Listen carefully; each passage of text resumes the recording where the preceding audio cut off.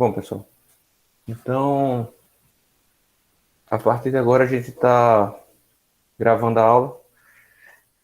Nós vamos falar hoje sobre recalque imediato, tá? Que é uma das opções para se calcular ou se determinar a compressibilidade do solo, tá? E não é a mais precisa, mas é bastante interessante por conta da sua facilidade, tanto em termos de utilização quanto em termos de parâmetros a se utilizar do solo, eu falo, né, parâmetros do solo, e é muito utilizado, tá? É muito utilizada, e a gente faz alguns exemplos depois, tá? Eu estava tentando agora de manhã antes de começar a aula, por isso que eu atrasei um pouquinho, a fazer uma comparação aqui, mas não vai rolar para essa aula, tá? Vou ver se para a próxima aula eu já chego com o material pronto. Senão vou perder muito tempo, provavelmente eu vou me enganchar, vou ter que pensar aqui, em 5 minutos eu não consigo resolver. Então, eu preciso de umas 2 horinhas para pensar na melhor forma de fazer isso.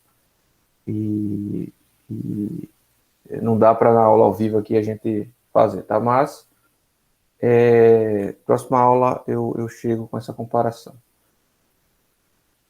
Então, vamos fazer aqui os exemplos, vamos dar o conteúdo e vamos fazer os exemplos básicos, tá? Esse conteúdo aqui, a princípio, é rápido a ser dado. Vamos ver se a gente consegue finalizar ele e ainda começar uma introdução do próximo já, tá? Que seria a teoria do adensamento. Então, vamos lá.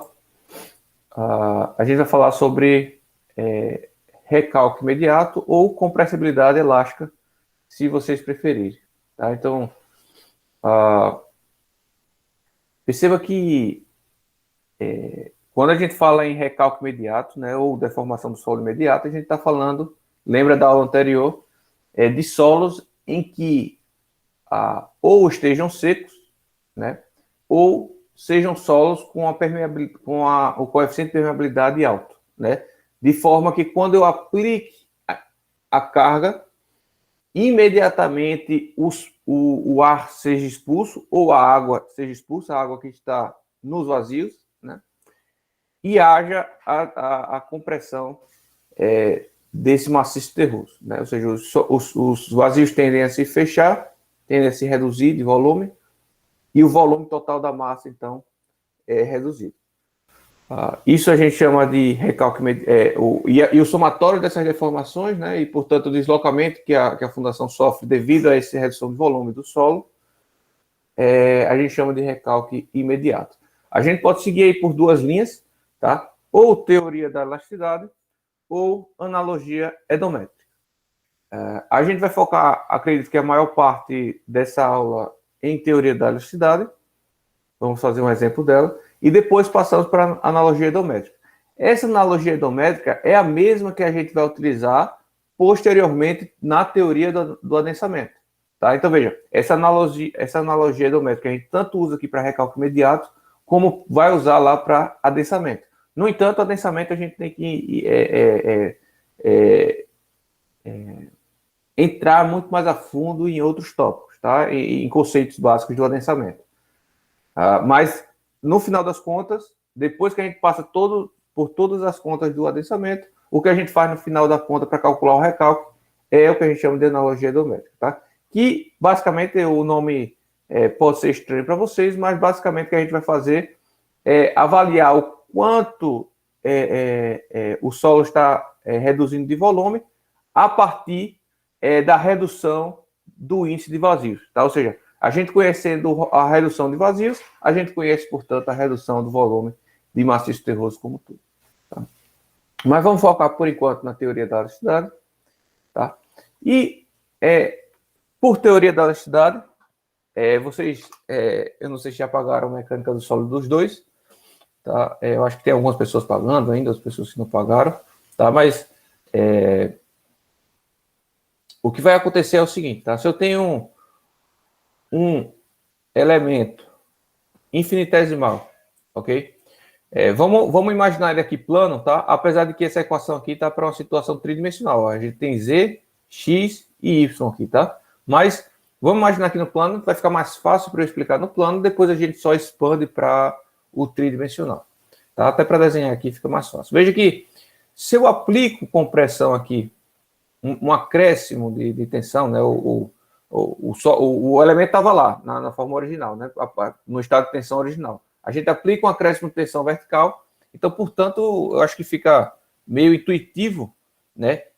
Imaginando esse elemento infinitesimal como um solo infinitamente elástico, né? Perfeitamente elástico, perdão, melhor dizendo, perfeitamente elástico, ou seja, uma borracha perfeita, vamos dizer assim.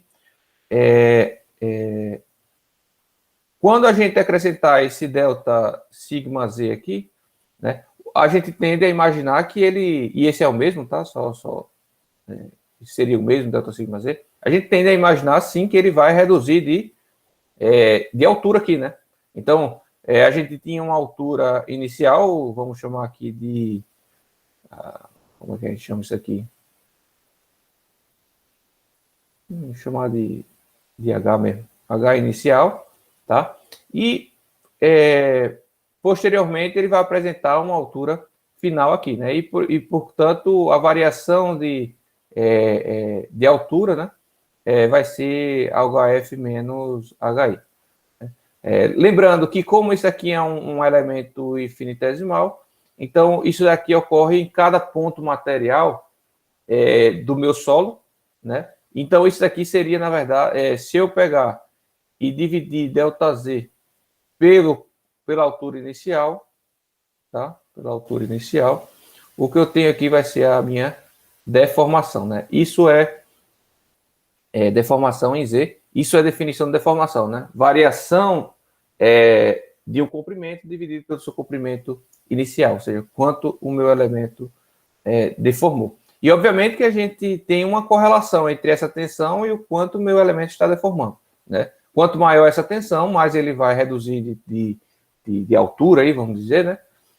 E, portanto, há uma correlação entre tensão e deformação, e a gente usa, e eu tenho certeza que essa turma, pelo menos a maior parte já sabe, já ouviu esse termo, porque viu comigo lá em materiais, para essa correlação entre tensão e deformação, na teoria da elasticidade, a gente vai admitir que o solo, que o material é elástico, perfeitamente elástico, então, portanto, ele vai seguir a lei de Hooke, que tensão vai ser igual ao módulo da elasticidade multiplicado pela deformação. Isso para um caso uniaxial, tá? Isso para o caso uniaxial. Essa regrinha vale para um caso uniaxial. Se eu tivesse apenas um elemento de barra aqui na direção Z, né? O problema é que esse meu solo não é um elemento uniaxial, é um elemento tridimensional, né? E, portanto, eu vou ter deformações também, e tensões e deformações em todos os sentidos, né? E essas tensões e deformações não são independentes uma das outras, tá? Da mesma forma, se eu aplicar a tensão em Z aqui, da mesma forma que ele reduz de tamanho na altura, ele dá uma engordadinha aqui, tá? Ele dá uma engordadinha nas laterais. Então, esse acréscimo de tamanho aqui na lateral está diretamente ligado ao coeficiente de Poisson, tá, do material, e a gente pode dizer que... deixa eu ver como é que eu chamo esse cara. Se isso daqui vou chamar de L, tá? LI, né? O LF seria esse cara. Isso aqui só devido às tensões de Z, tá? Esquece as outras tensões. Vamos supor que só tem a tensão em Z aqui, né? Então, portanto, apesar de ter só tensão em Z, eu teria deformação aí em X, né? Vamos dizer que essa direção seja X. Então, estou admitindo que o que eu estou vendo aí é um plano, né? ZX. Tá? Então, a minha deformação em X, nada mais seria, seguindo o mesmo conceito, seria LF menos LI, dividido por LI. Tá? Só que a gente sabe que essa deformação em X vai ser proporcional a essa deformação em Z. Tá? E essa proporcionalidade se dá justamente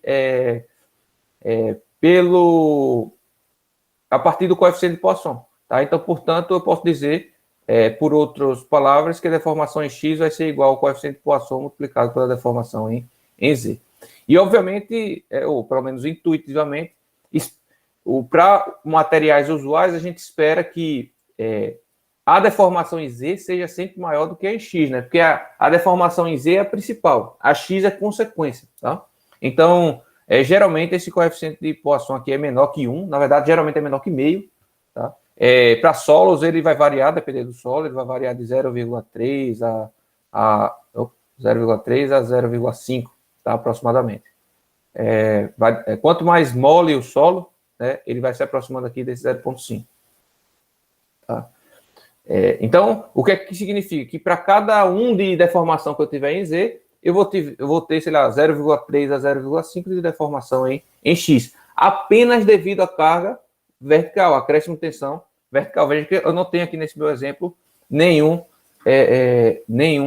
tensão horizontal. Sendo o que me importa no solo aqui são apenas as deformações verticais. Tá? Então, não quero saber de deformação horizontal, eu quero saber apenas das deformações verticais. No entanto, desenhar novamente aqui o meu sólido, o meu elemento, né, infinitesimal. Na verdade já está aqui desenhado, vou utilizar isso aqui. Mas, no entanto, a gente já viu, a partir lá do conteúdo de acréscimo de tensões, que quando eu aplico uma carga na superfície do terreno, né, no caso mais geral, a gente vai ter acréscimo de tensões em todas as direções, tá? Acréscimo de tensão em todas as direções. E da mesma forma, quando eu comprimo a tensão em Z, ele dá uma engordadinha em X e em Y. Se eu acrescentar carga, se eu acrescentar tensão em X, ele vai dar uma engordadinha em Z. Tá? Desculpa esses termos menos técnicos, mas como é a primeira vez que vocês estão ouvindo, talvez, falar disso, boa parte de vocês, então eu estou tentando aqui resumir, porque não vai dar para eu dar o conteúdo de estado plano, deformação, estado plano de tensão, a parte de... Isso aí é assunto de mecânica do sólido do Zoom, tá? Aqui eu estou só dando uma explicação inicial, um resumo para vocês compreenderem o que, é que a gente está fazendo, né? O que é o processo que a gente está fazendo. Mas, estando o solo comprimido também nas laterais, tá? Esse corpozinho infinitesimal, deixa eu apagar esse meu elemento. Tá? Vou desenhar ele plano mesmo para agora continuar a minha explicação. Vou desenhar maior.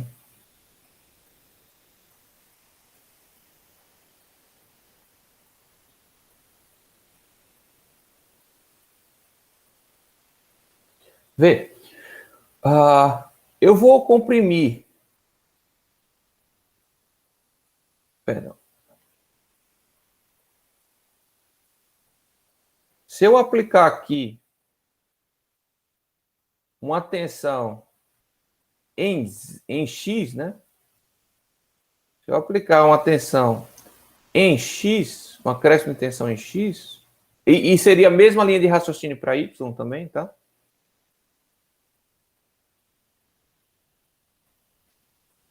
Esse meu elemento irá deformar aqui, ó, tá? Encurtar nessa direção, tá? E irá engordar na direção oposta.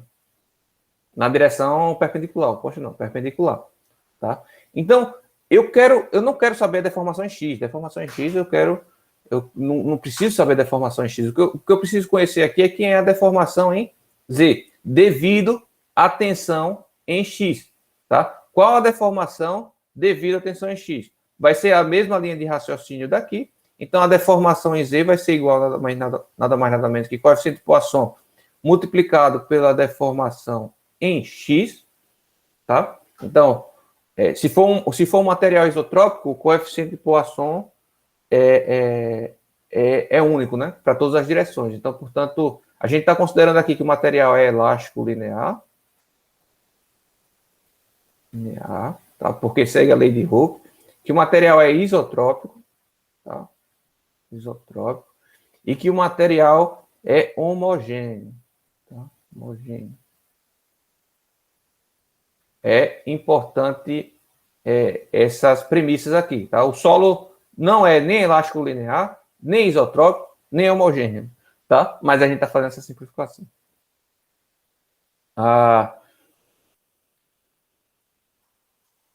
Só que essa deformação aqui,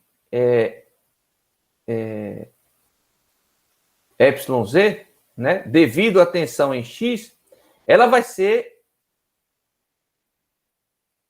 no sentido oposto, né? No sentido oposto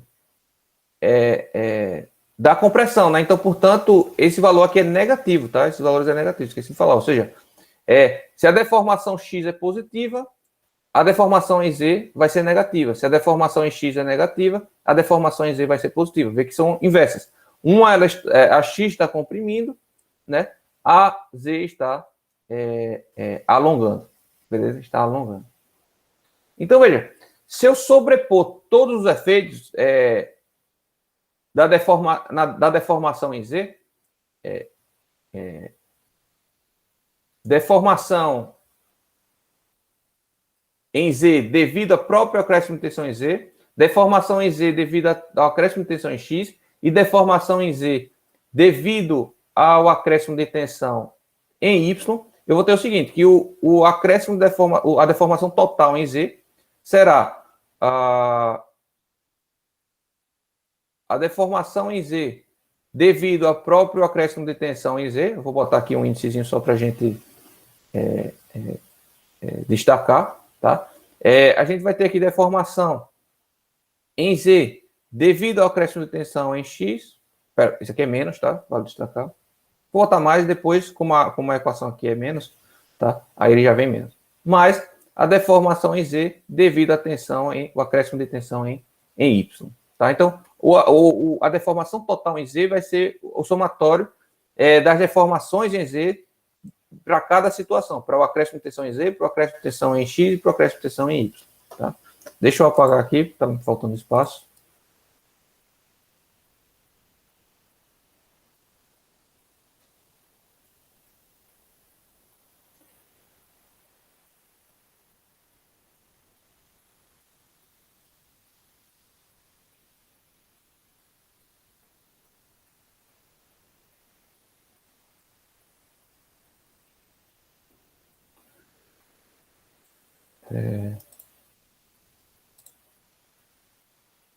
Então,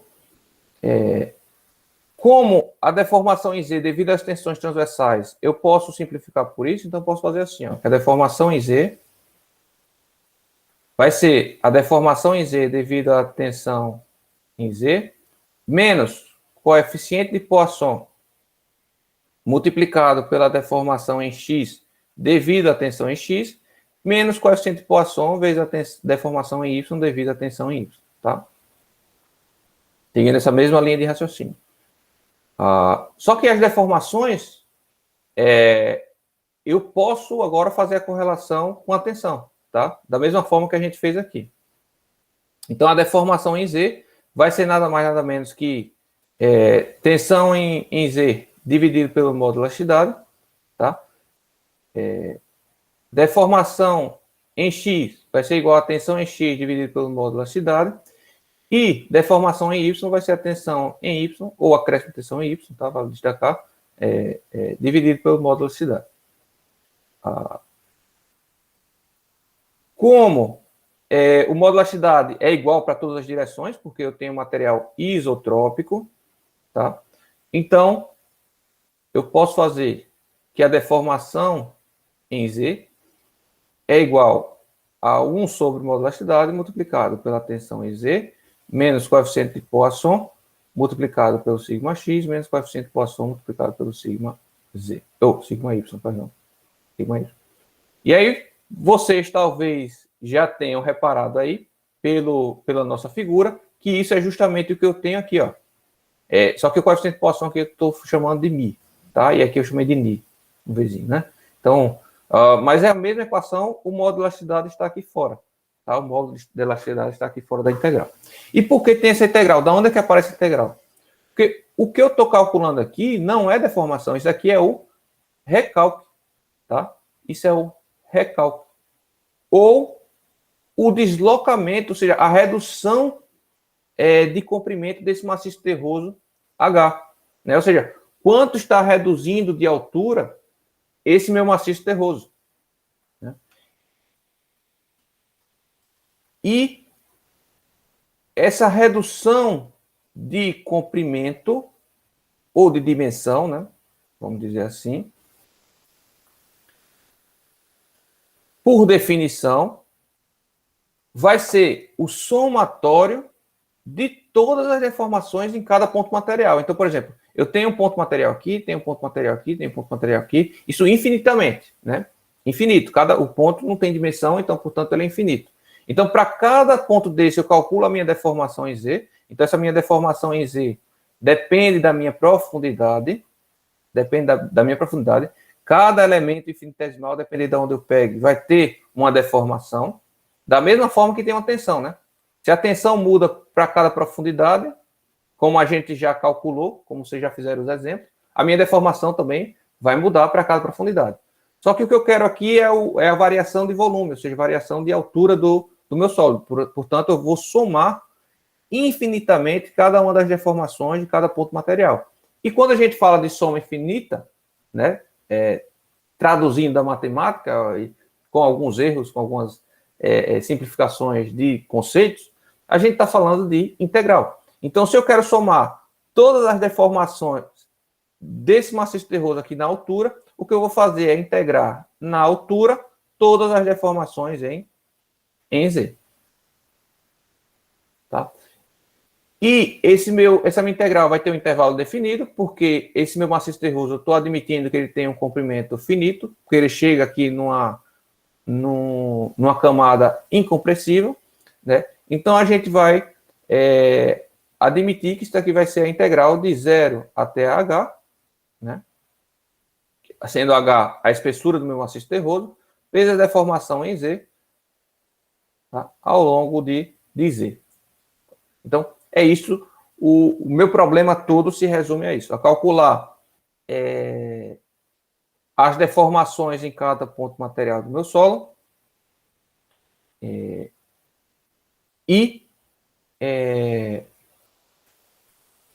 só que eu não preciso da equação da deformação, porque eu já tenho as equações das tensões, né? A gente já sabe como calcular as tensões, e a partir dessas tensões, a gente calcula as deformações apenas conhecendo as propriedades do solo, que seria o modo de elasticidade do solo, né?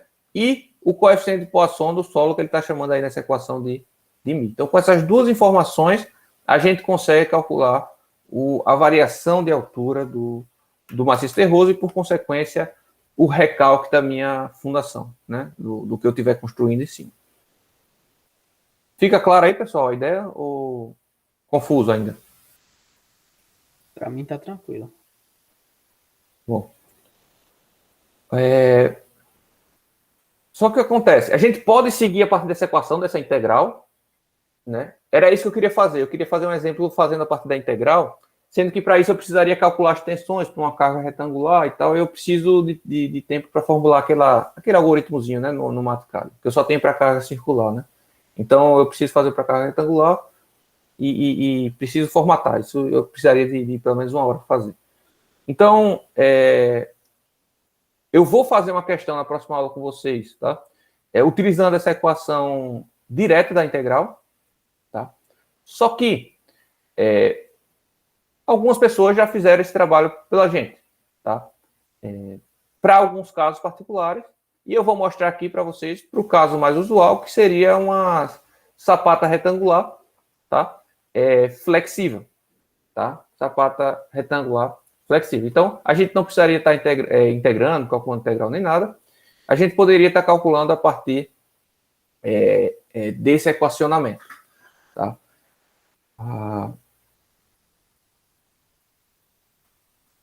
Eu não sei, eu confesso que eu não sei se tem alguma simplificação aqui. Eu não encontrei a comprovação dessa equação.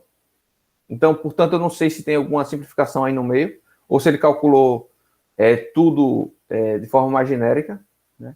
Mas, com certeza, ele precisou admitir algumas condições de contorno, né, para definir isso. E as condições de contorno que ele admitiu é que o Z começa a partir da cota de adensamento do solo, tá? Então, portanto, essa camada DF acima do solo, cota de adensamento da fundação. Então, portanto, essa camada DF, ela serve apenas como peso, tá? Ela não está trabalhando, ela não vai deformar essa camada DF, tá?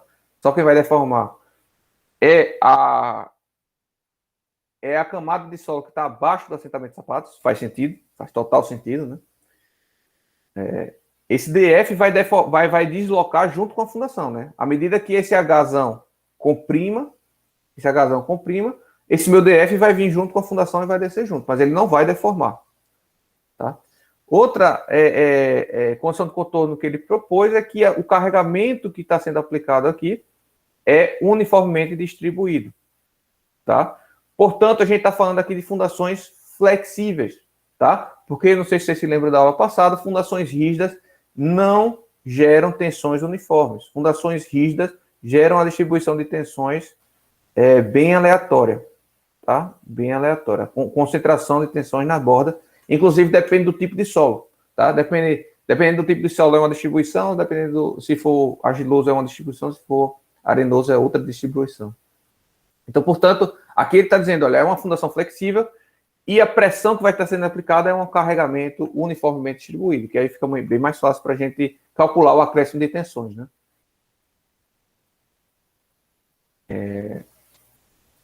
Admite-se ainda que essa fundação tenha dimensões B por L, né? Então, eu acredito que essa equação aqui ele tirou de um caso bidimensional e fez adaptação para o tridimensional, tá? Eu tenho essa impressão.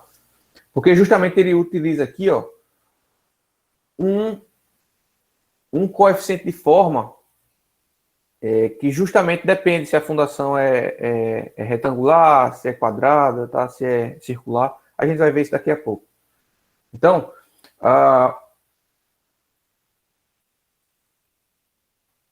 aqui, né, para esse caso, a fundação é retangular, B vezes L, em que B é sempre a menor dimensão, tá? B é sempre a menor dimensão e L é sempre a direção seguinte, né? A outra direção.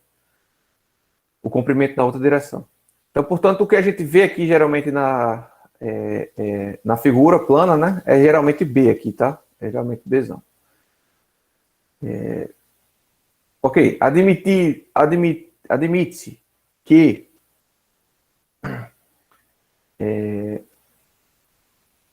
eu tenho uma camada indeformável de rocha, né?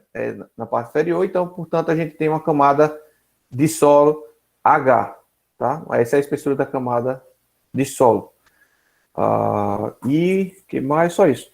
E o que acontece? Como a fundação é flexível, a deformação é esse cara aqui, ó. Tá? Então, eu vou ter uma deformação para o centro da fundação e eu vou ter uma deformação para a borda da fundação. Beleza?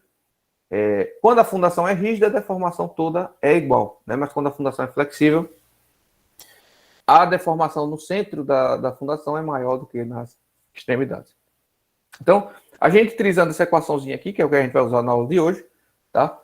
Veja que depende dos mesmos parâmetros do solo. Coeficiente de Poisson e modularidade, beleza? Vai depender do acréscimo de tensão, e aqui ele já está falando do acréscimo de tensão inicial, portanto, a gente não precisa calcular o acréscimo de tensão em todo o maciço terroso, apenas saber quanto é que eu vou acrescentar de tensão na superfície, tá? E depende ainda da dimensão da sapata, tá? Depende desse Bzão aqui. E, como eu disse para vocês anteriormente, vai depender de dois fatores, tá? É o fator de forma da sapata, tá? Da base da sapata, se ela é retangular, se ela é quadrada, se ela é circular, o que seja. E o fator de profundidade, tá? Que é esse F. É um fator de profundidade. Quanto mais profundo a sapata tiver, mais peso esse solo vai fazer, tá? Esse solo aqui que está em cima vai fazer. E, portanto, tem influência também. Isso. Ok. Esse alfa é um coeficiente, esqueci de falar, tá? Tá. B', por que B', tá? E não B só, por que B'? Porque esse B' vai depender se você quer calcular o recalque no meio da sapata ou nas extremidades da sapata. Se for no meio da sapata, B' é igual a B sobre 2. Se for nas bordas da fundação, B' é igual a B, tá? Própria dimensão. E o alfa, que multiplica o B', ele também vai depender se você quer calcular o recalque no centro ou na borda da fundação. Se for no centro, você multiplica por 4. Se for na borda, você multiplica por 1. Tá? Então, basicamente, aqui, se for para calcular, eu não sei porque ele botou alfabeto, confesso, mas se for para calcular no centro, esse cara vai ser, essa resultante vai ser 2b real, tá? Se for na borda, isso aí vai ser igual a b, né? Porque alfa é igual a 1, b' é igual a b na borda, então, portanto, vai ser igual a b. Já no centro, alfa é igual a 4, b' é igual a b sobre 2, então, portanto, vai ser 4 sobre 2, 2b, tá? Então, basicamente é isso. Ok, então, acréscimo de tensão nós teríamos, né? Nós saberíamos qual é a carga que vem da estrutura da nossa edificação. Dimensões da sapata, nós vamos estimar a partir do dimensionamento geométrico da sapata, vocês vão aprender isso lá em Fundações 1, tá? E aí, ou seja, a gente já teria essa dimensão também previamente calculada. Obviamente que se o recálculo é muito alto aqui, a gente vai ter que modificar essa dimensão, tá? Vale destacar isso. Então, a gente vai ter uma dimensão inicial e aí a gente vai trabalhar a partir dela, né? Os parâmetros do solo a gente teria a partir de ensaios, né? Qual ensaio me dá esses parâmetros? Eu já comentei com vocês na aula passada. Então, a gente tem o ensaio triaxial, que nos dá esses valores, né, de coeficiente de Poisson e modularidade, e a gente tem um ensaio de compressão simples, que é difícil de fazer, que também nos dá esses valores, tá? Porém, como eu falei também na aula passada, esses ensaios, o ensaio de compressão simples é ruim, o resultado é muito difícil de fazer, tá? E o ensaio de triaxial, por vezes, se torna muito caro, porque é muito demorado e poucos laboratórios têm por conta do custo do equipamento, né? Então, você precisa de uma mão de obra cara para utilizar, porque não é qualquer um que utiliza, teria que ser um técnico, ou um laboratorista, ou um engenheiro até trabalhando nisso, tá? E o equipamento também é caro, então o ensaio é extremamente caro. Então, usualmente a gente não tem esses ensaios, tá? Então, sendo bem claro aqui, bem direto com vocês, o ideal é que a gente tivesse, mas a gente não tem. O máximo que a gente vai ter aí é uma SPT, tá? E vamos torcer para ter esse SPT. Então, o que a gente vai fazer aqui na prática, a gente faz correlacionar fazer correlações, né? A partir do número de SPTs, a gente estima o quão compacto é o solo, e estimando o quão compacto é o solo, e o tipo de solo também, se é arenoso, se é argiloso, e com a compacidade do solo e o tipo de solo em mãos, a gente tem algumas tabelas de correlações para estimar esse módulo de cidade. Eu volto já nisso aqui. Então, por exemplo, algumas tabelas de correlação, mas essa daqui não mostra em relação à compacidade, apenas... Na verdade, mostra, né? Mas essa aqui é meio ruim, a gente tem tabelas melhores, eu fiquei até de adicionar aqui e não adicionei. Vou ver se eu adiciono até para a próxima semana, tá? Mas, basicamente, aí, ó, tá em inglês, mas a gente tem, ó, para argilas moles, né? A gente tem o modularidade variando aí de 1.800, vamos falar em MPa aqui, de 1.8 a 3.5 MPa, tá? Megapascal. Para argilas duras, né? A gente pode ir de 6 até 14. Vê que o intervalo é muito grande, né, daqui, né? Então, se você utilizar 6 ou 14, o seu resultado vai estar totalmente diferente, né? Chegando a mais do que o dobro aqui, né? Então, essa tabela não está muito bem discretizada. Tem tabelas melhores, tá? Tem tabelas melhores. A areia, a gente vê que a areia, né, geralmente tem um modo de rigidez maior do que a argila, então, para areia fofa, né, que seria proporcional à argila mole, a gente já tem uma modularidade bem maior, né, 10 a 28 megapascal. E para uma argila densa, né, ou compacta, que a gente chama aqui, muito compacta, a gente tem aí uma modularidade variando de 35 a 70 megapascal. Obviamente, se a gente está trabalhando com correlações, né, pessoal, a gente tem que ter aí um pé atrás muito grande, tá? E tem que trabalhar de forma muito cuidadosa, tá? Então, toda vez que vocês envolverem aí correlações, saibam que a aproximação é muito grande. O erro disso aí pode ser gritante. Então, trabalhe sempre com valores que lhe deixem confortável, tá? E não se confortem com muito pouca coisa, tá? Então, sejam cuidadosos quando você estiver trabalhando com solo, principalmente quando você tiver poucos dados daquele solo, tá bom?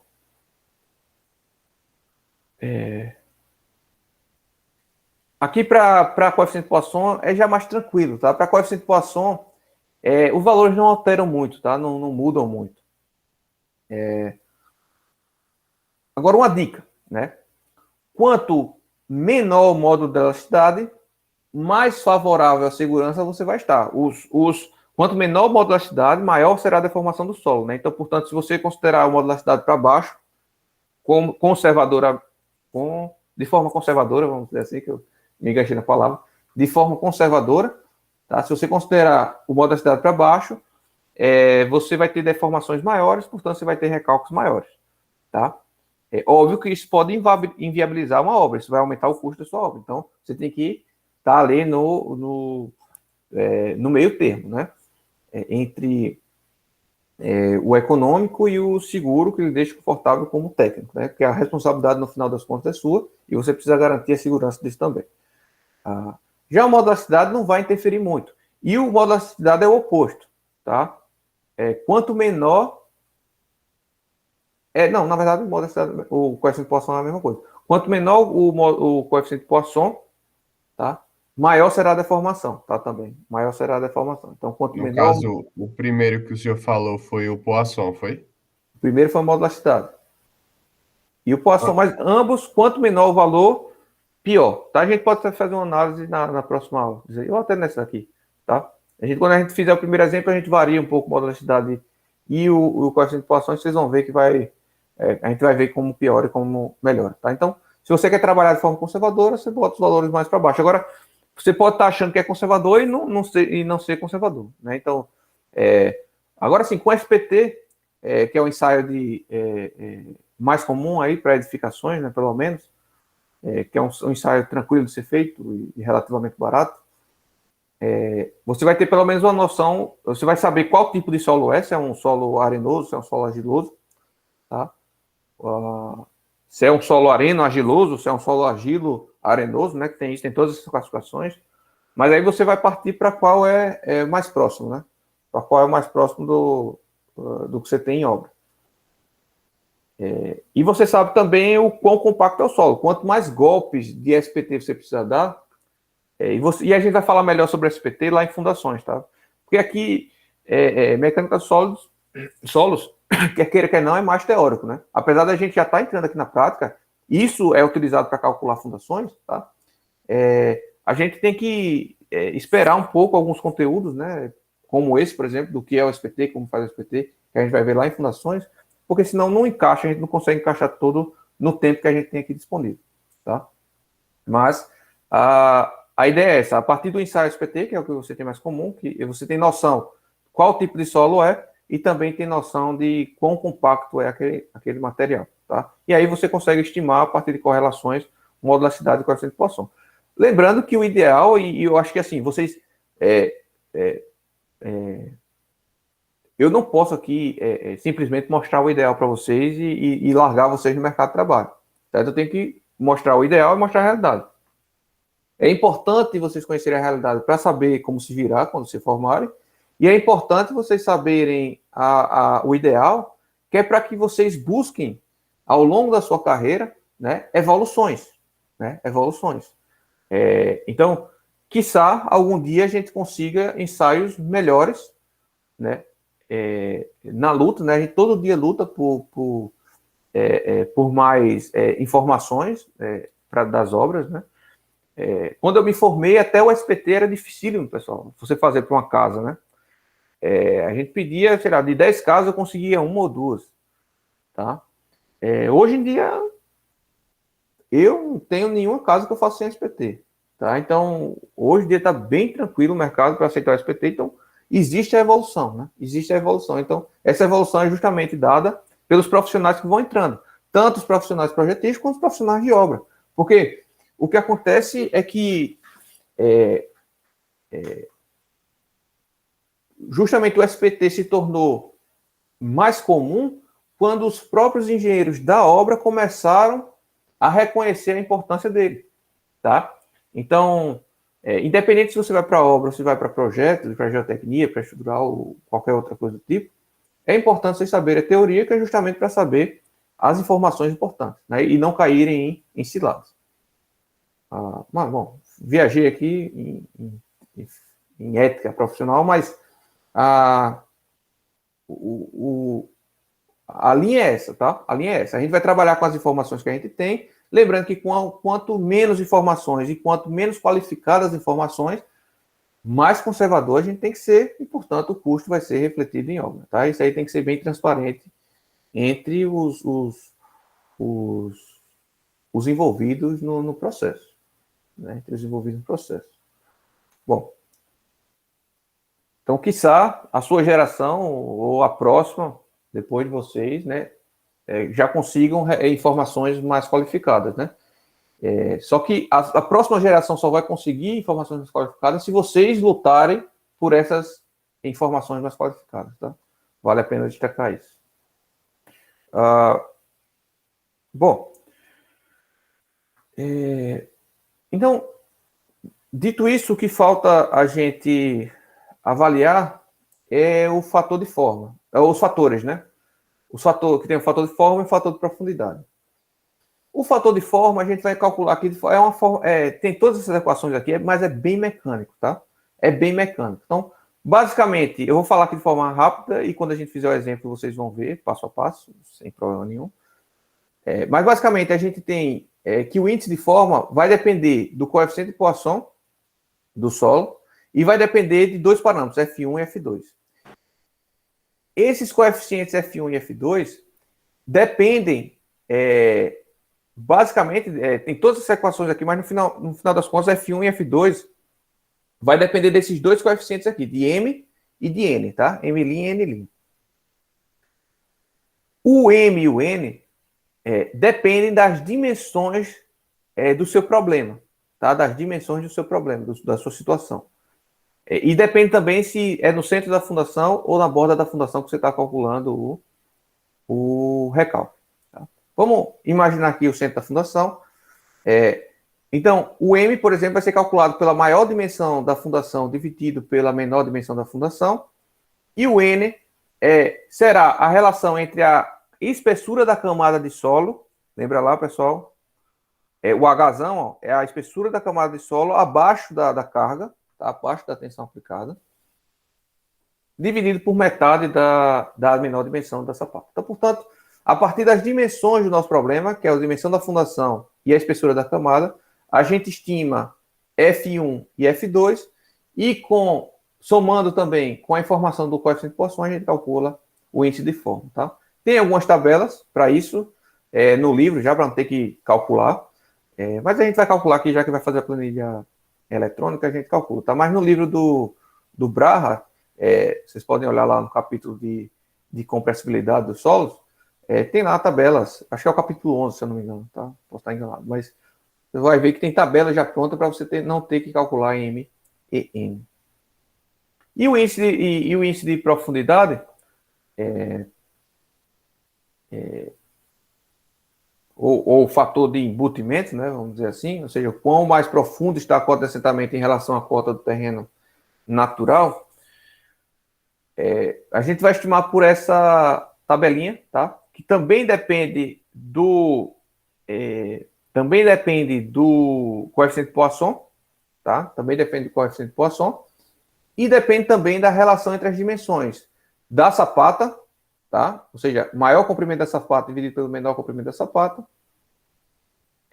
e também pela relação entre a profundidade da sapata, DF é a profundidade em que a sapata está assentada, tá? Que a fundação está assentada. O DF é esse cara aqui. E a menor dimensão da sapata. Tá? Portanto, a gente consegue estimar esses valores. Se por acaso cair no valor intermediário, a gente pode fazer aí uma regra de 3. Tá? Uma regra de 3. Destacando que esse fator de embutimento sempre é menor que 1. Pode prestar atenção aí, ó. Não tem nenhum valor acima de 1. Então, portanto, se eu multiplicar pelo fator de embutimento,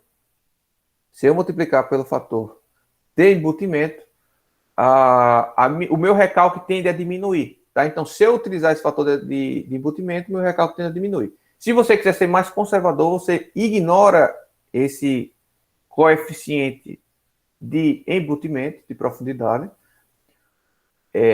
Por quê? Porque, primeiro, esse material aqui de reaterro, tá? Porque, veja, para você executar a fundação, olhando agora para o caso prático, né? Para executar a fundação, você vai ter que cavar, né? E depois reaterrar, né? Primeiro você cava, executa a fundação, depois reaterra. Então, esse material de reaterro nem sempre é tão bom quanto o material original. Ou seja, não tem, por vezes, eles se reaterram e não compactam adequadamente, tá? E segundo ponto, em alguma situação na vida útil dessa obra, pode ser que isso venha a ser escavado, tá?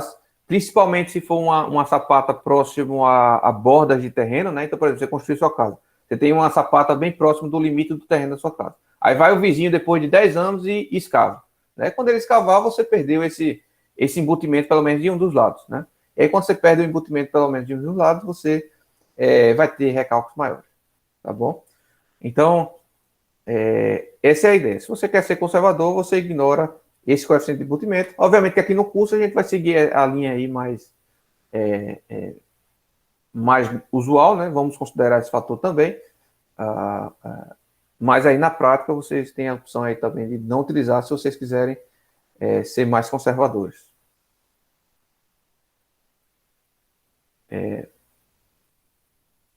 Se vocês tiverem um solo estratificado, perceba que essa conta aqui é se você tem um solo homogêneo em toda a profundidade, se é o mesmo solo em toda a profundidade, mas isso não é o usual, tá? Isso de forma nenhuma é o usual. Eu nunca peguei um solo com parâmetros iguais em toda a profundidade dele. Então, a gente tem aí que o solo, a gente tem que o solo, ele é geralmente estratificado, tá? Ele tem uma camada com determinadas propriedades, outra camada com determinadas propriedades. Deixa eu abrir aqui um SPT aqui para a gente ver.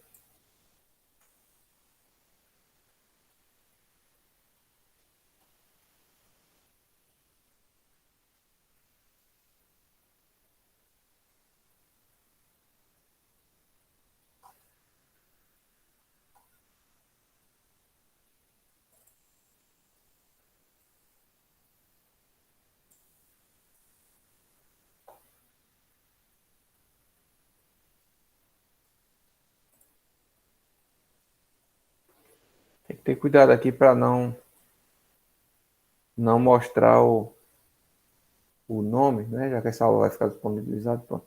Então aqui está o SPT, né? O que é isso, né?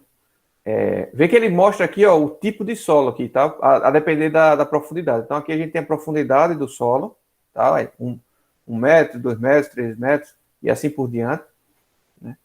E ele mostra aqui, uma das informações que ele tem é o tipo de solo. Então, por exemplo, aqui é um solo arenoso. Então a gente já partiria para a parte arenosa da tabela, tá? Mas vê que a compacidade do solo, ou seja, a densidade do solo, vai mudando com a profundidade. Aqui nesse caso é o mais usual. Ele vai ficando mais compacto à medida que vai se aprofundando, tá? Até tem uma variação aqui, uma redução de compacidade, mas basicamente ele começa aqui um solo pouco compacto, depois medianamente compacto, depois muito compacto, né? De compacto a muito compacto. Então a gente tem aí uma variação de compacidade, portanto a gente teria aí uma variação também de propriedades do solo, seja modularidade ou seja coeficiente de Poisson, tá? Nesse caso aqui, a gente tem a opção, cadê a aula? Nesse caso aqui, a gente tem a opção de fazer um modularidade médio ao longo do comprimento da fundação. Tá? Então, a gente tem como fazer um modularidade médio, parâmetro médio, né? Vamos dizer, parâmetro de forma geral médio. Ou a gente pode calcular o recalque, a deformação, ou a gente pode calcular a redução de volume, ou portanto, a redução de altura de cada camada individual e depois somar cada uma das três e, perdão, e depois ter o recálculo total, né? Somando as três, no final a gente tem o recálculo total. Só qual é o problema? A tensão que atua, o acréscimo de tensão que atua na primeira camada não é igual ao acréscimo de tensão que atua na segunda, ou na terceira, ou na quarta camada. Porque a gente tem o que a gente chama de espraiamento de tensões, né? Vocês já viram, as tensões vão diminuindo, o acréscimo de tensões vão diminuindo. Então, portanto, tem que tomar ciência disso na hora de calcular, né? Então, portanto, isso aqui é uma aproximação. Isso aqui é uma aproximação, né? Então, você pode ser mais preciso que isso. E aí, utilizando a equação direta, essa equação original aqui, a gente consegue contornar isso facilmente. Porque se a gente tem a equação original aqui, né, a gente sabe o acréscimo de tensão em todos os pontos materiais de solo, a gente já aprendeu a fazer isso, vocês já fizeram isso, né? A gente consegue calcular o acréscimo de tensão em todos os pontos materiais do solo. Então, portanto, eu calculo as deformações de todos os pontos materiais do solo e vou somando. E faço uma integral para somar. Tá? E aí eu teria se eu tenho um solo estratificado, basta calcular as deformações, separar essa integral, né? Fazer, por exemplo, se eu tenho um solo aqui com 3 camadas, vamos supor, né? Esse solo aqui tem uma modularidade 1, esse solo aqui tem uma modularidade 2, e esse solo aqui tem uma modularidade 3. Ao invés de eu fazer o integral de 0 a h, eu vou fazer SE1, tá? Que vai ser o quê? Vai ser integral de 0 a H1, H2, e o outro é H, né? A gente já tem, então, vai ser de 0 a H1, né? Somatório de todas as deformações em Z. O recálculo da camada 2 vai ser integral H1 aqui, H1. O recálculo da integral da camada 2 vai ser de H1 até H2, tá? Deformações em Z. E o recálculo da camada 3 vai ser integral de H2 até H. Né? Eu posso fazer isso. E depois eu somo os 3 recálculos e teria o meu problema resolvido. Aqui a gente tem que passar por uma simplificação dessa, fazendo uma média de valores de modularidade, uma média ponderada, né? Vale se destacar. Ou calculando separadamente, porém, admitindo que as tensões são iguais, os acréscimos de tensões são iguais em cada uma das camadas, né? E isso não é exatamente verdade. Beleza? Então, por exemplo, esse solo aqui é mais compressível, ele tem uma modularidade menor, a gente já vai fazer esse exemplo agora, tá? Então, já destacando, aqui o modo de elasticidade varia, né? Ele começa de 0 a 2 metros, ele tem 10 MPa, de 2 a 3 metros ele tem 8, de 3 a 5 metros ele tem 12, né? De 2 a 3 metros ele tem 8 MPa, portanto ele é mais compressível do que essa primeira camada. No entanto, as tensões que são aplicadas aqui, a partir de 2 metros, são bem menores que a tensão original, né? Quando a gente calcula essa compressibilidade com esse acréscimo de tensão, essa compressibilidade com esse acréscimo de tensão e essa com esse acréscimo de tensão, a gente está fazendo uma simplificação, tá? O correto seria pegar as tensões exatas para cada um deles, né? Mas a gente pode fazer isso na próxima aula e comparar, tá, os resultados, para ver qual a margem de erro para esse caso aqui específico. Era isso que eu queria fazer hoje, mas não deu tempo. Eu acordei até mais cedo para fazer, mas não consegui evoluir nessa linha de raciocínio, porque teve um monte de problema técnico aqui. Vamos fazer, então, essa questão? 8h20, né? Bom, eu acho que a gente não vai conseguir entrar em adensamento hoje, não. Mas acho que pelo menos a gente consegue terminar esse conteúdo.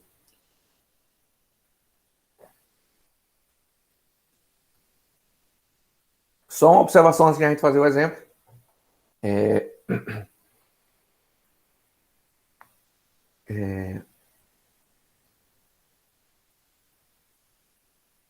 Eu falei para vocês no começo que essa formulação era para uma fundação flexível, né? A gente calcula no centro, o recálculo no centro e o recálculo na borda de fundações flexíveis, ou seja, que a pressão é uniforme. A pressão aplicada é uniforme. Para calcular se a sua sapata for rígida, se a sua fundação for rígida, não existe formulação, pelo menos eu desconheço. Melhor dizer assim, eu desconheço uma formulação já pronta como essa. Mas o que a gente pode fazer é aproximar a deformação, o recalque da rígida, como sendo 93% da fundação flexível no centro, né? O recalque no centro da fundação flexível. Ou seja, se você considerar o recalque no centro de uma fundação flexível, você vai estar a favor de segurança, né? Mesmo que a sua fundação seja rígida. Tá? Então, a figura ilustra isso razoavelmente bem, né? Então, vê que no meio, espera-se que numa fundação flexível o recalque seja maior do que uma rígida, né? Tá? Então, se quiser ser conservador, você pode, para uma fundação rígida, calcular o recalque no centro de uma fundação flexível, ou você utiliza aproximadamente em 93%, você vai estar dentro da técnica adequada. Beleza? Podemos fazer um exemplo, pessoal? Ficou complexo aí a ideia? Você vê que essa parte inicial é vocês só entenderem o conceito da coisa, tá? O que é que influencia, né? Como encontrar na prática esses valores. Essa é a ideia inicial. Agora a gente vai pôr a mão na massa e vai calcular, né? Aqueles coeficientes chatos. Se tiver alguma dúvida agora, é a hora, né? Antes de começar o exercício. Né? A minha única dúvida é só essa questão dessa mudança do módulo de elasticidade, se dá por conta que nós temos uma diferença de solo, no caso de configuração de solo, no caso. É por conta da história desse terreno, né? Da história do terreno. Veja, a maioria dos solos aqui no Brasil são solos que a gente chama de solos sedimentares, né? Eles vão sedimentando sobre camadas, né? Então, portanto, com o tempo, passado a história dos anos, você vai colocando uma camada sobre a outra, né? De solo. E essa camada inferior, obviamente, já é compactada naturalmente por esse peso aqui em cima, né? De camada de solo mais recente. E aí, nesse sentido, sempre o usual é sempre a camada inferior ter ser mais compacta. Só que aí a gente tem outras situações que podem inverter isso, que é comum também. Não é raro acontecer uma situação diferente, não. Por exemplo, você pode ter uma situação da natureza também, que tem aqui em Maceió, que é, por exemplo, aqui na parte de baixo de Maceió, do litoral, existia um lençol freático, um canal, em uma determinada profundidade, que tinha um fluxo de água muito grande, e ele trazia material orgânico natural mesmo. Esse material é cheio de... essa camada, a uma certa profundidade, é cheia de material orgânico e com uma compactidade menor. Solo mais mole.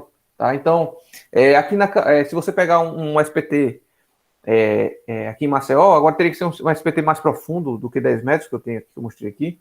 Teria que ser um SPT aí de uns 15, 20 metros.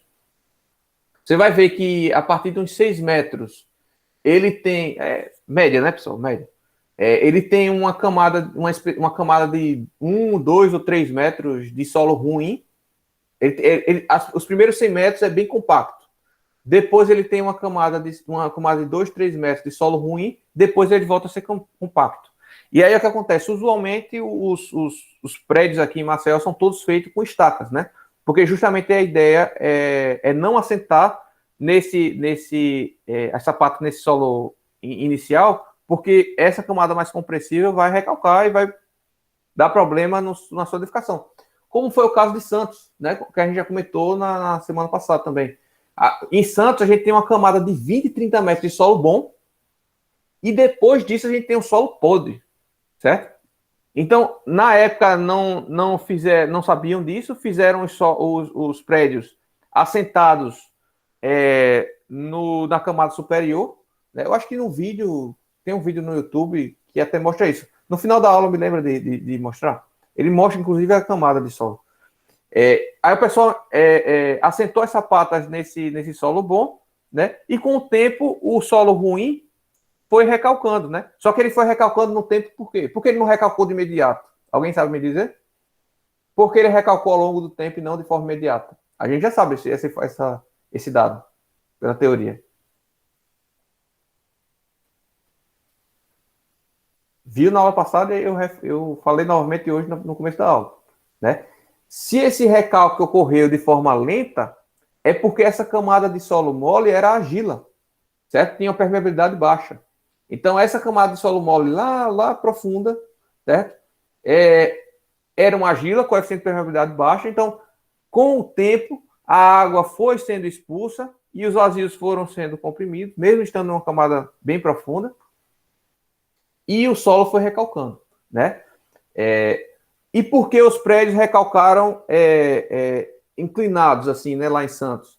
Porque o que aconteceu foi, eu tinha um prédio, tinha outro, aqui no meio houve sobreposição de acréscimo de tensões, porque pega um pouquinho de tensão de cada prédio, um do lado do outro, né? E aí o recalque maior se deu entre os dois prédios, tá?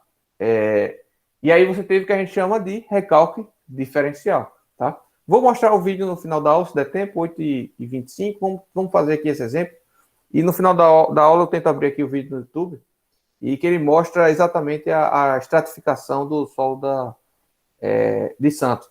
Outra opção poderia ser do solo tá compacto, depois vem um solo ruim, ou etc. Existir variação do solo é própria ação humana, né? Então, é comum, quando você vai fazer um loteamento, né? Você vai construir um loteamento para vender os lotes, né? Você planificar o terreno, então você tem que reaterrar.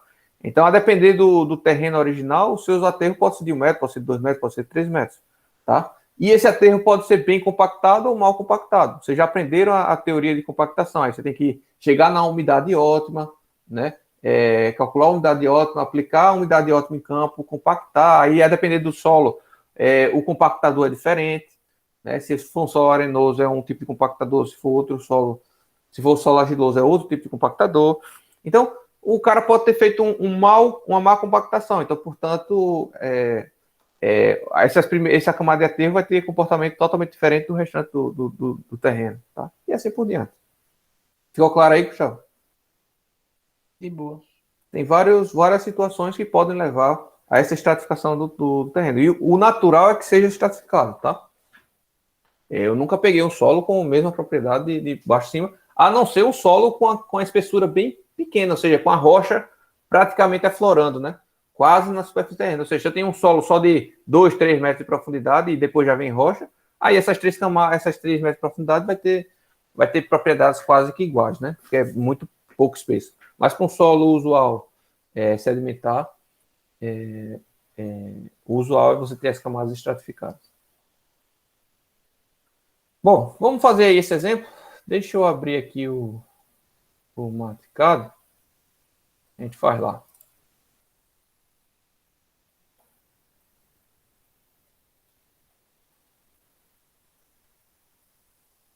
Beleza, deixa eu pegar. É isso.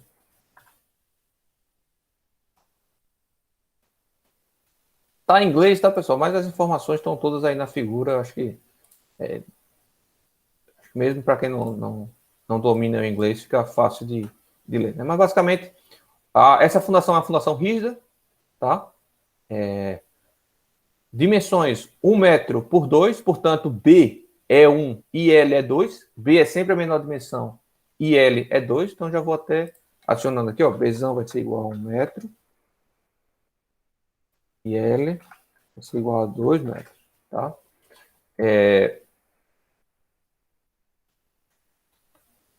Calcule o recalque elástico, né, no centro da fundação, tá? Veja que essa informação no centro da fundação é desnecessária, já que para uma fundação rígida, o recalque é igual em toda a base da sapata, tá? Então, essa informação é totalmente desnecessária. Na figura aqui, a gente ainda tem que a profundidade de embutimento do solo, tá? D, né? A gente chama de DF. Vai ser igual a 1 metro. 1 metro. A gente tem ainda que a espessura total da camada do solo são 5 metros, né? Até o rígido, o Hzão é 5 metros. Mas aí eu vou denominar assim, ó, H1 vai ser igual a 2 metros, que seria essa primeira aqui, ó, de 0 a 2. H2 vai ser igual a 1 metro, tá? De 2 a 3 metros de profundidade aí. E H3 vai ser igual a 2 metros também. E H total, eu vou fazer, que é o somatório de H1 mais H2 mais H3.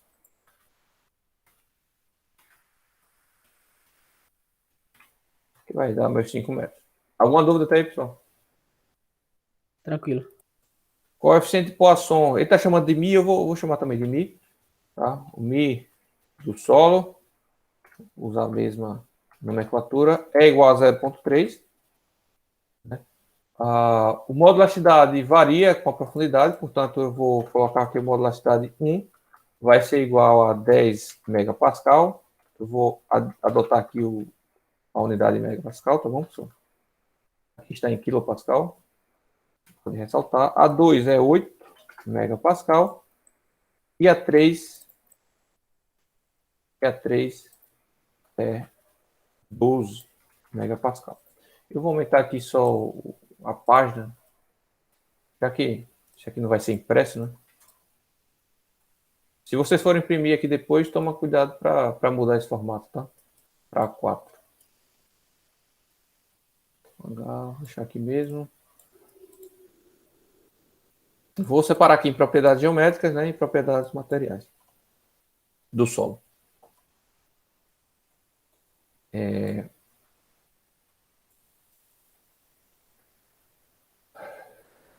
Ok. E a última informação que eu preciso aí é o acréscimo de tensões, né, que já está dado. Delta sigma vai ser igual a 150 kilopascal. Pascal, quilômetro quadrado, 2 kPa. Então, a gente tem todas as informações que precisa aqui e vamos calcular. Agora, vale uma observação de início, né? Veja, esse exemplo é um exemplozinho para consolidar o conhecimento, tá? Tipo assim, para vocês entenderem como aplica esse equacionamento, né? Mas o que acontece? O difícil, o desafio para o engenheiro é justamente chegar, definir quais dessas propriedades do solo. Esse é o desafio real do engenheiro. Esse é o principal, inclusive. E, por outro lado, determinar quem é o acréscimo de carga e quem são as dimensões da sapata. Esse é o desafio do engenheiro, né? Lá em fundações, a gente vai ver como dimensionar essas dimensões, tá? Para a capacidade de carga. Ou seja, para a ruptura do solo. A gente vai ver lá em fundações 1. O usual é o quê? A gente dimensionar para a ruptura, depois a gente vem aqui e aplica no recálculo e vê se o recálculo está ok, né? O desafio de obter esse parâmetro aqui é justamente o desafio do engenheiro estrutural, né? Porque, veja, se isso aqui é uma sapata, uma fundação de unificação, o desafio é justamente você estimar qual a carga que chega lá no apoio, né? Então, você precisa fazer toda a análise estrutural, todos os cálculos para determinar quais as reações de apoio e, portanto, chegar nesse valor aqui, qual o acréscimo da tensão. Tá? E os parâmetros do solo é toda essa dificuldade que eu comentei com você anteriormente. A gente precisa fazer ensaios, precisa saber interpretar os ensaios, tá? E ainda precisa trabalhar com o mercado, né? Se a gente tem disponível ou não essa informação. Então, esse exemplozinho aqui é só para mostrar o equacionamento para vocês. O desafio do engenheiro é tudo antes, tá? Vê aqui, para fazer essa conta aqui, qualquer ensino fundamental faz, tá? Qualquer ensino fundamental faz. É só saber multiplicar e dividir, beleza? Para usar esse método aqui. O importante é saber chegar nesses resultados. Então, vamos lá. Seguir.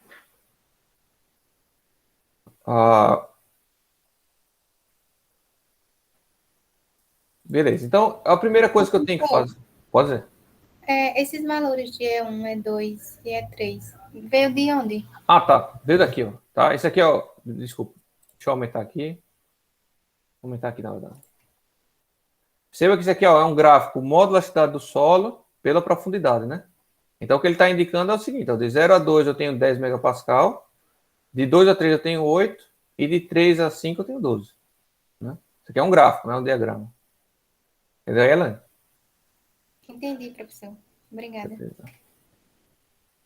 Professor, Diga aí. a gente sabe que, tipo, de 0 a 2 não é por por toda a distância, exatamente os 10, né? Tipo, na realidade. É, Aí, se quisesse com mais precisão, teria que dividir mais a distância, né? 0 a 0,5 metro, de 1 metro isso, a 1,5, né? isso. Aí também é você que vai decidir até onde você vai simplificar o seu problema, tá? Até onde você vai simplificar o seu problema. Por exemplo, Entendi. porque eu já fechei aquele SPT. Então, eu posso subdividir por metro, se eu tiver informação por metro. Eu posso subdividir, eu posso nem subdividir. Se eu utilizar aquela equação, essa equação aqui, ó, original, vê que interessante. Eu posso fazer o mais preciso que seria. Se eu tenho a função, se eu tiver a função exata, modo de elasticidade na profundidade, se eu souber a variação, vamos dizer que é uma variação linear aqui na profundidade, aqui modo de elasticidade, tá? Vamos dizer que eu tenho uma variação linear aqui na profundidade, tá? Então, essa equação do modo de elasticidade seria uma reta, né? Seria do tipo AX, AZ, né? Mais B, né? Que a Z seria aqui a variável, certo? Se começasse de zero, seria B também seria zero, né? Mas seria uma variação linear. Então, o que acontece? Eu não tiraria o modo de elasticidade da integral. Eu ficaria com que o recálculo vai ser igual à integral de 0 a h, né? De 1 sobre o modo de elasticidade em função de z, né? Multiplicado por todo o resto aí, que também está em função de z. Isso aqui está em função de z, isso aqui está em função de z, isso aqui está em função de z. Né? São equações em função de v. Então, eu só posso tirar esse modo de elasticidade aqui da integral, eu esqueci até de falar, porque eu estou admitindo que o modo de elasticidade é constante ao longo da profundidade. Ficou claro aí, Daniel? Ficou claro, valeu. Pronto, beleza.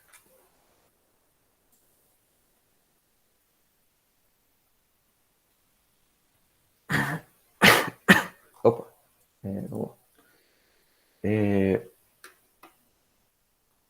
Ok. O recalque, a equação do recalque, né? Deixa eu pegar lá para a gente ir fazendo. Vou deletando, vou fazendo e vou deletando, só para ficar mais fácil. O recalque vou dar o mesmo nomenclatura, apesar de que eu não gosto de utilizar muito essa nomenclatura aí, mas vou dar para não confundir a cabeça de vocês, tá? Então, esse recalque vai ser o acréscimo de tensão, que eu tenho esse cara aqui, multiplicado por alfa, que eu ainda não sei, ainda não determinei, vezes B', que também B' eu não determinei ainda, multiplicado pelo 1 menos o coeficiente de Poisson ao quadrado, o coeficiente de Poisson eu já determinei quem era, dividido pelo módulo de elasticidade do solo, que está estratificado, tem que ver como é que eu vou fazer esse cara aí. Né?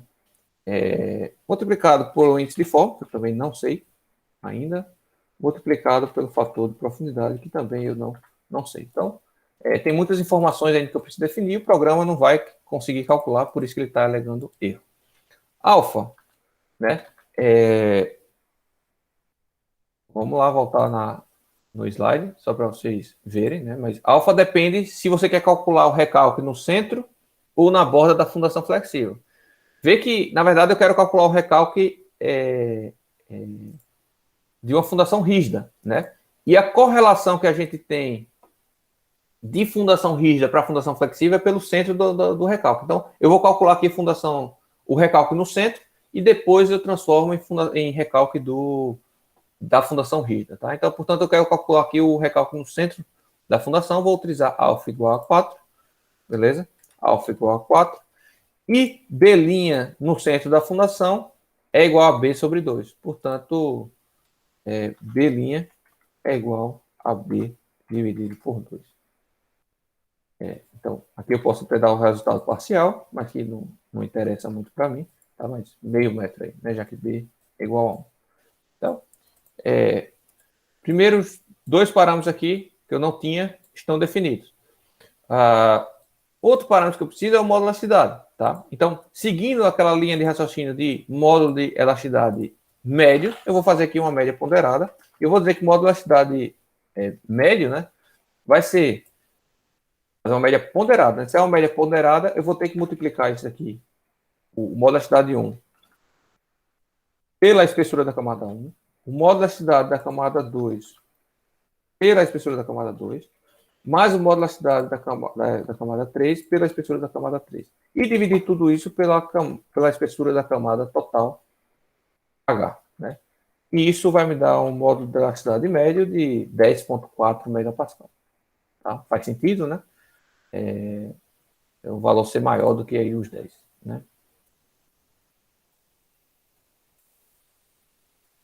Óbvio que se a espessura da minha camada aqui fosse 4 metros, acredito que isso aqui teria que ser 10. Não, se for 3 metros, né? 2. Isso, 2 metros. Porque aí eu teria 2, é isso mesmo, teria 2 metros com 8, 2 metros com 12. Então a média desses dois daria 10, fazendo média com esse outro aqui seria 10 do mesmo jeito. Então, só que aqui eu tenho só 1 metro de camada, então esses solos mais rígidos prevalecem sobre esse mais flexível. Então, fechar, deletar aqui, que não preciso mais. E agora resta para resolver o nosso problema calcular os índices de forma, né? Então, vamos pegar as equações do índice de forma.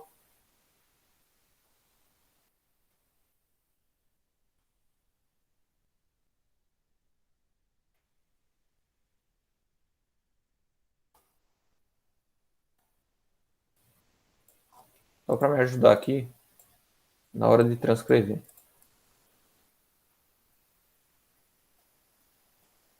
No centro da fundação são esses dois parâmetros, então vou pegar esses dois.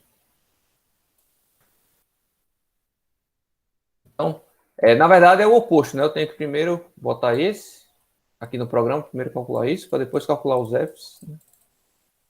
Para depois calcular o índice de forma. Então vamos lá. Definir quem é M. Eu não vou botar o linho para não ficar complexo, tá, pessoal? Vou botar M e N. Então M vai ser igual a L dividido por B. Eu vou abrir o livro já para a gente comparar se esses valores são corretos que a gente vai calcular aqui, tá? H dividido por B dividido por 2. Então aí, M igual a 2, N igual a 10.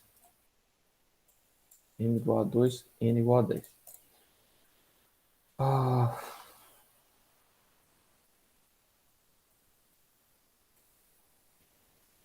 Então eu preciso calcular a 0, a 1 e a 2.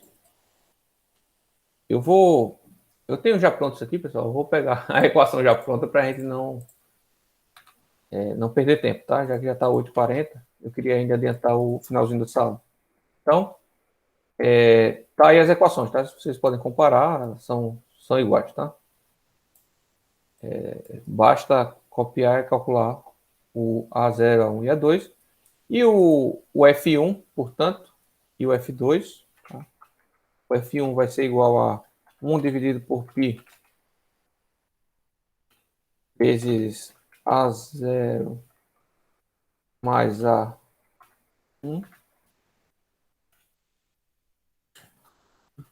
0 mais A1. Pega aí porque tem que botar para baixo depois. Mas F2 vai ser igual a 1 sobre N sobre 2π, N sobre 2π vezes tangente de A2, vezes tangente de A2. Certo? Isso, tangente inversa, né? Então, isso, A tangente. Opa. Tá. Tá indefinida. Vou deletar isso aqui. Vou copiar aqui. Esse valor tá 0,641. O valor tá 0,031, tá? E, portanto, então eu apaguei eu ainda não tinha feito a equação do índice de forma aqui. O índice de forma igual a F1 mais 1 menos 2 vezes coeficiente de Poisson dividido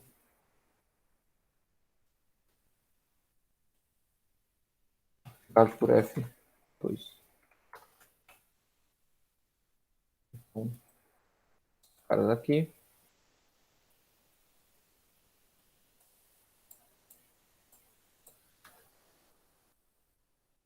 Então, Professor, como é que pode ver. coloca para aparecer o igual, para a gente saber o resultado? Só clicar igual. Ah, beleza. Esse igual aqui é que é 2 pontos igual, né? Tô ligado. É só botar igual.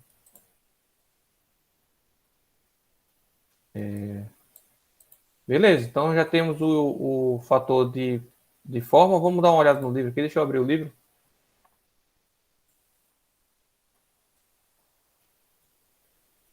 Já está lá para vocês, tá? Esse livro também. Então, vale destacar isso. Se não me engano, é capítulo 11. Vamos dar uma olhada aqui na referência. Eu recomendo vocês lerem, tá? Isso aqui, muitas informações eu estou deixando de lado porque a gente tem limite de tempo, né? Então, tanto o assunto passado, tensões na massa terrosa, na massa de solo, é o que a gente viu no assunto passado, acréscimo de tensões, tá? E no capítulo 11 agora, o que a gente está vendo agora é a compressibilidade do solo, tá? Então, vou só dar uma passada aqui. Para vocês, isso aqui é essa parte mecânica dos sólidos, tá? Tensões, do que é tensão X, tal, círculo de Mohr, né? Eu vou dar uma revisada nisso lá no conteúdo de resistência e cisalhamento, tá? Então, ó, tensão devido a uma carga pontual, a tensão devido a uma carga linear, tudo aí que a gente viu, né? Tem todas as situações.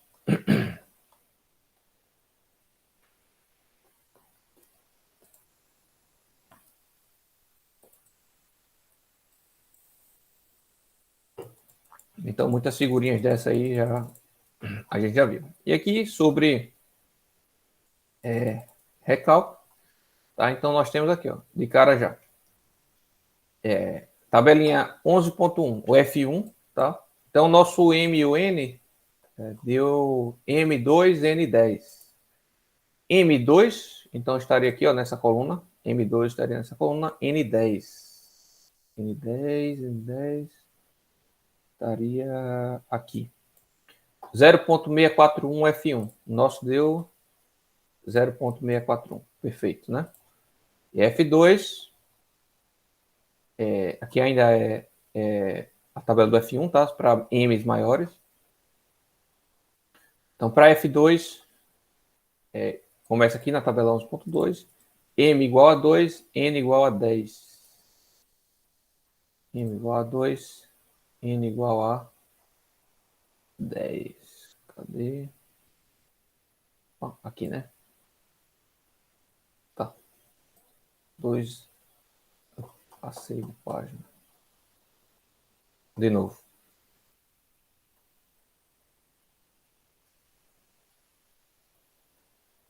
Aqui, ó. 0.031. 0.031. 0.031. Tá ok. Isso daí, tá? Então, nosso índice de forma está calculado. Perceba que o índice de forma também é menor que 1. Então, se é menor que 1, ele vai diminuir o nosso recálculo. Tá? Ele vai diminuir o nosso recálculo. Cadê a equação de recálculo? Hein? Eu não já tinha digitado. Tá aqui. Então, esse cara aqui vai para baixo. O que falta aqui é o fator de profundidade, que aí não tem cálculos a serem feitos. Apenas. Deixa eu melhorar aqui a distribuição. Não existem recálculos, não existem valores a serem calculados, apenas eu devo determinar os parâmetros, né? Eu tenho o parâmetro L dividido por B, que é igual a 2, e tenho o parâmetro de F dividido por B, que é igual a 1. Portanto, um parâmetro é 2, o outro parâmetro é 1, e o coeficiente de Poisson é igual a 0,3. Então, vamos lá na tabelinha. L sobre B é igual a 2, D sobre B é igual a 1, portanto, está aqui nessa situação. E o coeficiente de Poisson é 0,3, então está nessa camada, então, nessa coluna. Então, o nosso valor que a gente está atrás é esse cara aqui, ó, é 0,71. Então, IF igual a 0,71. E tá aí o nosso recalque calculado. Esse recalque é da fundação flex, no centro da fundação flexível.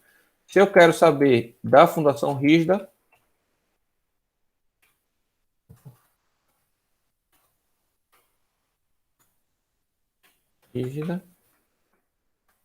vou fazer 0,93 esse cara.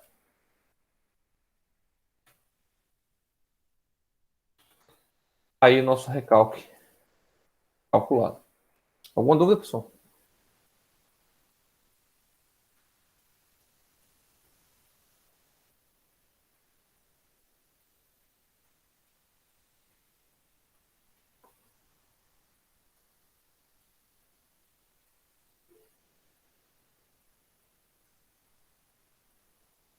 Bom, então, exercício resolvido.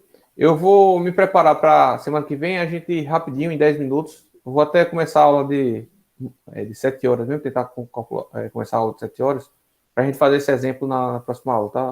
Esse exemplo, só vou mostrar, né? E vocês podem ver isso aí depois. Deixa eu salvar na pasta para vocês.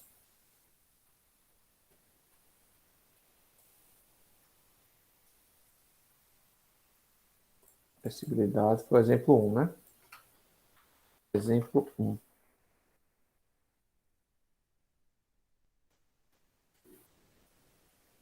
Beleza. Bom, e a outra forma de calcular o recalque imediato, tá? Se não for pela teoria da elasticidade, é pela analogia edométrica, tá?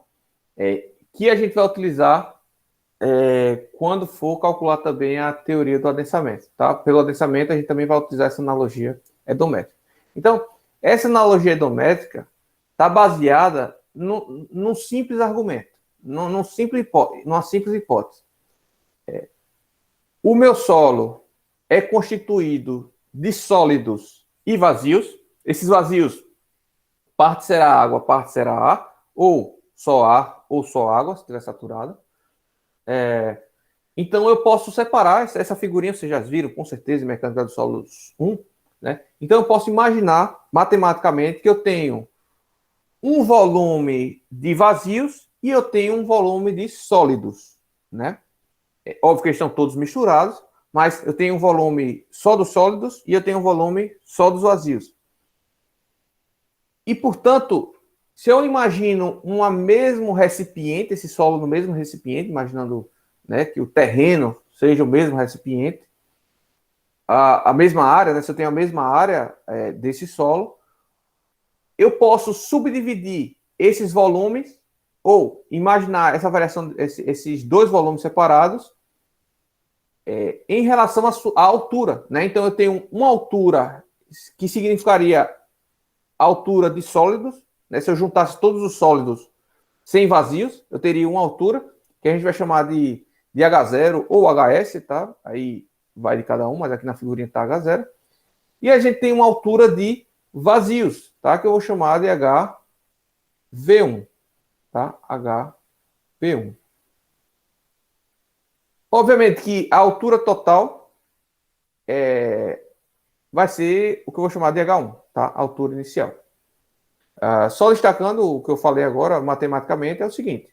Se eu tenho volume total é igual a volume de vazios mais volume de sólidos, né? Só para deixar bem claro, eu posso dizer que a área vezes a altura total, né? Vai ser igual a área vezes a altura de vazios, mais uma área vezes a altura de sólidos, né? Então, portanto, essa área sendo a mesma, eu posso cancelar, então eu posso dizer que a altura total vai ser igual à altura de vazios mais a altura de sólidos. E aí eu posso estar trabalhando em termos de alturas, né?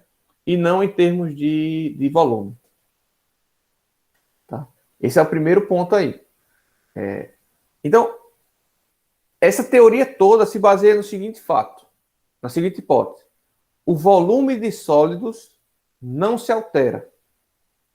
Então, veja, antes do carregamento eu tenho esse volume total, essa altura total. Depois do carregamento eu tenho uma altura 2, né? Menor, reduzida do recalque que eu estou chamando aqui de ρ, né? Nessa figura. Porém, a altura de sólidos permanece. A única coisa que se altera é a altura de vazios, né?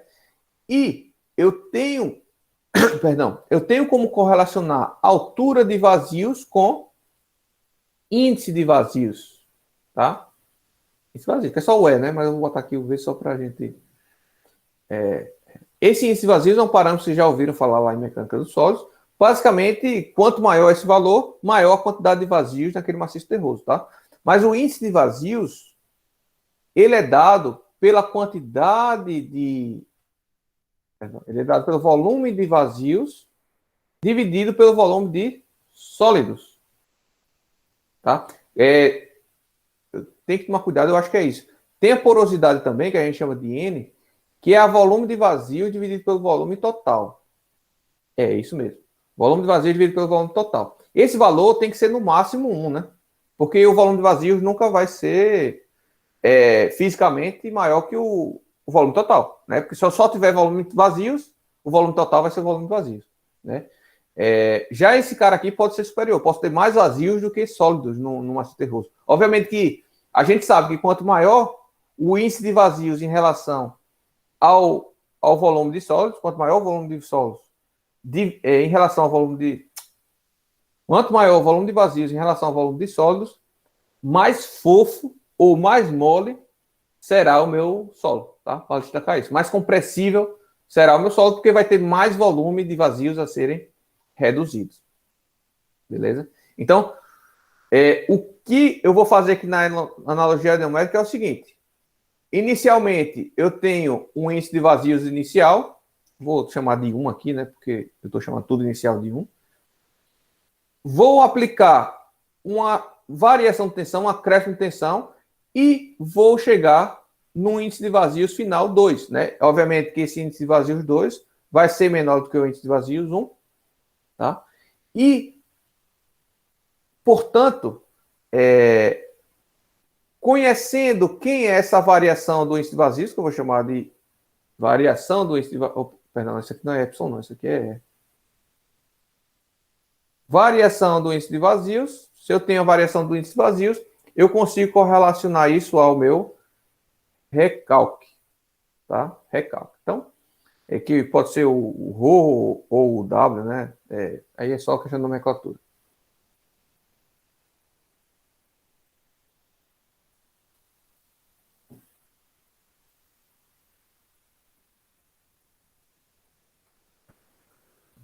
Bom,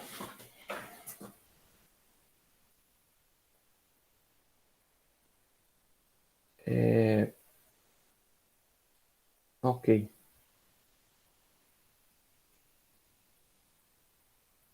Beleza, 9 horas, né, pessoal? Então eu vou fazer o seguinte, eu não vou fazer isso aqui apressado, não. Já dei uma introduçãozinha, né?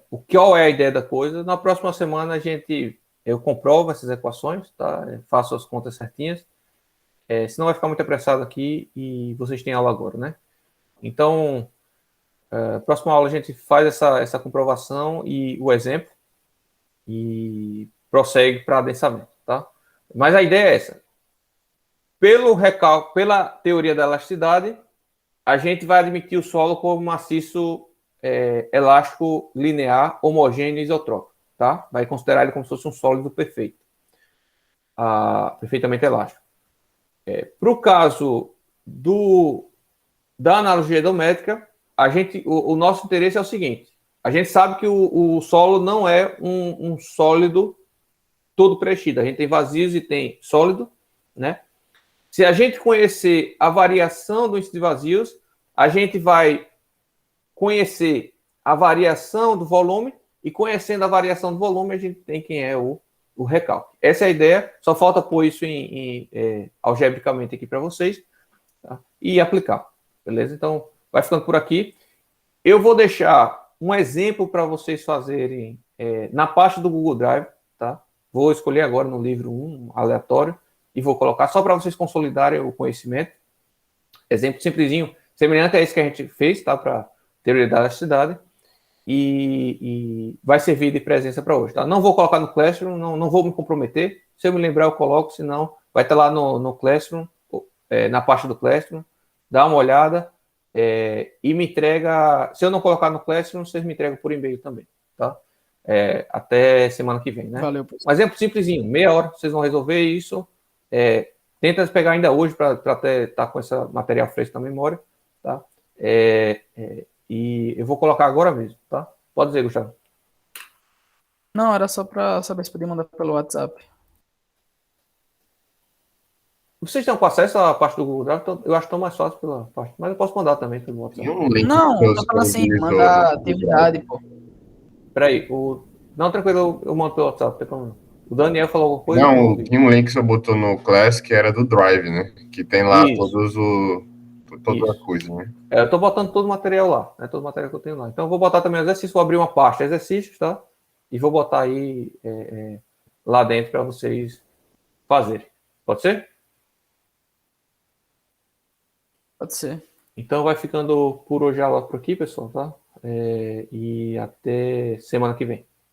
Abraço, tchau. Tchau, tchau. Tchau, professor. Bom dia. Bom dia.